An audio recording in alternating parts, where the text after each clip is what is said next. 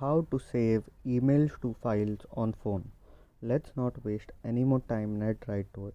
So first you open your mails.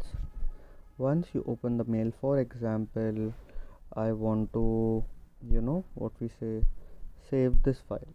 Okay, I want to print this file in my files. Okay, so I click on the message itself. Once you open the message, on the top left you'll find the three dot button. Click on that and you click on print. Of course, I don't want this to be printed. I want to save it in my files in a PDF format. So I'll not select any of this. On the top right again I'll select the three dots. Once I click on this, here I'll find an option of save as PDF. Once I do that, you can say you can type what type of PDF you need and you can fill it and save it, and this is how you save email in a PDF file. If this video helped, make sure to leave a like and don't forget to subscribe. Thanks for watching.